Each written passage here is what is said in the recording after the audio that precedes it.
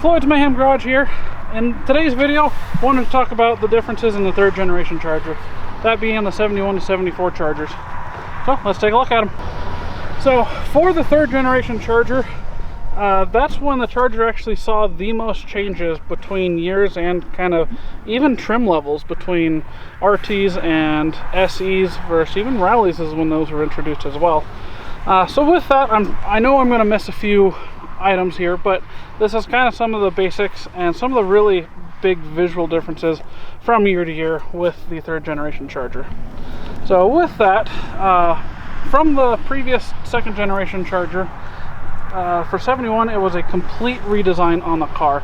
It's still Chrysler's B-body platform, but by 71 this actually seemed to share more features with Chrysler's new E-body over their previous B-body platform. And ended up having a shorter wheelbase and kind of a much more elongated style, longer front, longer rear, and things seem to get a little bit more sleeker over the previous years. So with that, a lot of features did stay the same. The grills, they had the wraparound grill from 70. For 71, you had several options. You could still get hideaway headlights, or you could get stationary headlights with grill inserts, similar to this, but a little bit different. That carried on to 72 as well. By 73, which is what year this car is, the hideaway headlights were gone and no longer a thing. For 73 and 74, the cars were pretty similar with only a couple small differences between those 2 years. Mainly it was the 71 to 73s. So these grills were the same 73 to 74. Your bumperettes, interestingly enough, continue to get bigger. Federal law kept changing. These were known as 5-mile-an-hour bumpers. 72, they were only a matter of an inch or two, or 71, 72, they were only a matter of an inch or two long. 73, they were required to have these. 74, these actually even got an inch longer. The fenders themselves are the same, 73 to 74. 71 and 72 share a very similar fender, except for the marker light changes. 71 had its own marker light, which was it was more square, and it was kind of two lights that were separated. 72 saw the same marker light, except the fender was different.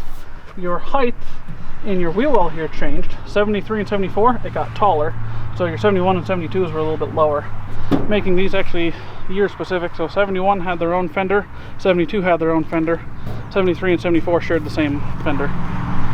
The doors were also year specific. 71 and 72, this body line came in very similar to the previous year of the second gen Chargers. It came in and stopped, and this body line came in and came down, and they didn't actually intersect. They were kind of crossed on each other. 73 saw this come into one line, and they kept this for 74.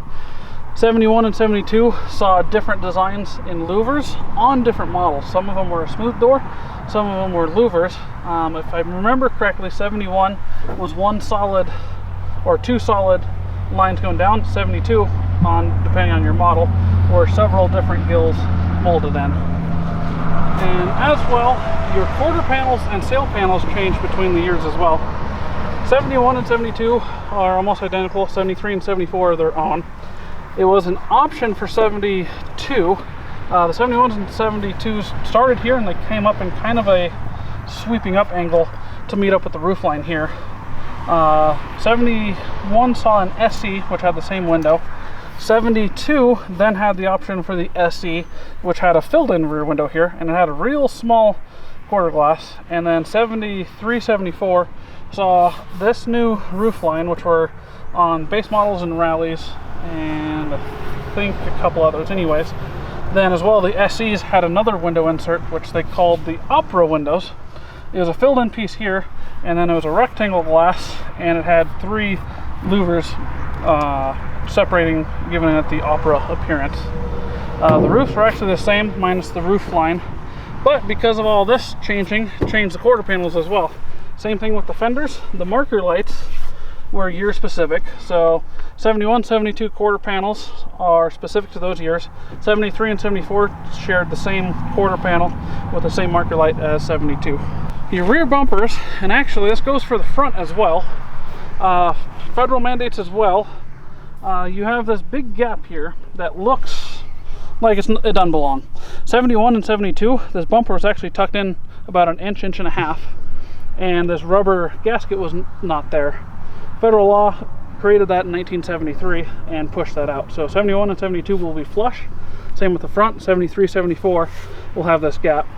And your taillights, those changed each year as well. 71 had their own taillights, 72 had their own taillights. 73 and 74 shared the same year taillights. And these bumperettes are the same through all the years as the front.